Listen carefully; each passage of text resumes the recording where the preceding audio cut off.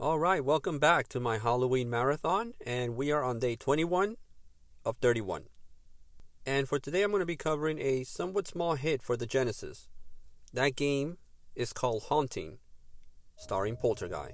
Now, out of all the games that I've mentioned so far, I would say this one is probably one of the most imaginative and original concepts for a horror game for its time. And can't believe I'm about to say this, but this game was actually created by EA. So if you want to watch the rest of this video, please click on my Patreon link below so you can pay, and I will show you a link to the rest of the video. Nah, just kidding. What, you guys think I work for EA? Come on. It's a joke.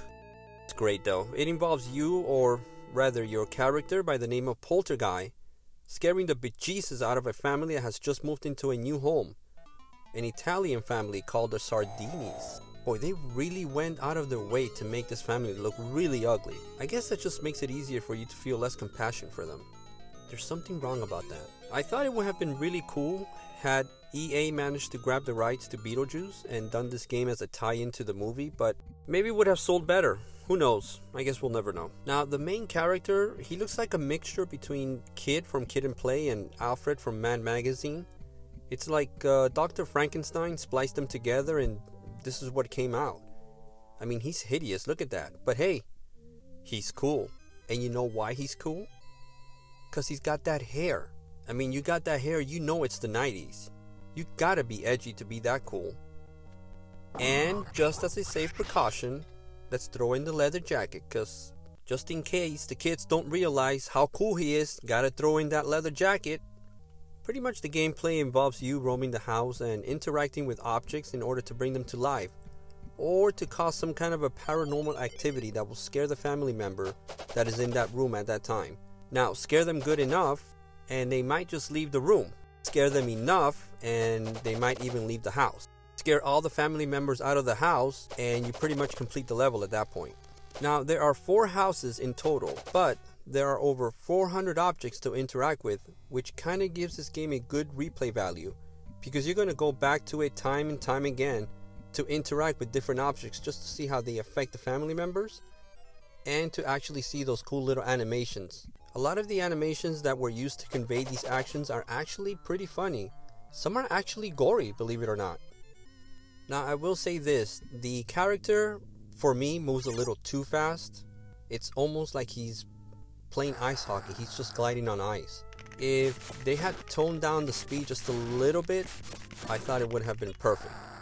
One of the things that kind of gets repetitive to me is when is it the ectoplasm? Once that bar at the bottom empties out, you end up getting sucked into some kind of like an underground level where you have to pick up ectoplasmic drops on the floor and you got to collect a certain amount before you're allowed to leave the dungeon. I guess it's a dungeon or a level or something. Those to me tend to get repetitive over time. Had those dungeon levels been just a little bit shorter, I think that would have been perfect. But as it is right now, I think they're just a little bit too long and a little bit too repetitive because you end up going down there time and time again. Now, this game offers a completely different style of gameplay and one that is just perfect for the Halloween season. Look, I'm going to be honest with you, I actually never played this game before in my life. I mean, I've heard about it, I've seen some videos online. This right here was my first time playing this game as I recorded the clips for my video. And I actually enjoyed it. And who knows, I'm probably going to end up playing this game and trying to finish it. However, if you've never played this game before, I would recommend it. I mean, I've heard that it has somewhat of a cult following. And after playing it, I can somewhat understand the reason why. Give it a try.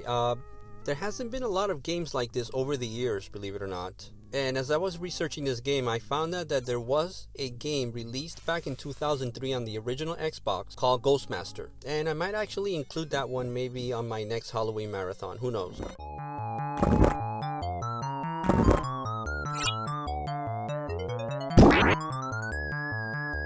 Hope you guys like my little recap of Haunting, starring Polterguy on the Sega Genesis. Be back here for day number 22, as I cover a famous NES game that is perfect to play during this time of year. Stay tuned. Until next video, if you hear noises coming from your attic, don't go up there. You and I, and 99% of the world knows it's a demon. It's a demon. Just let him be.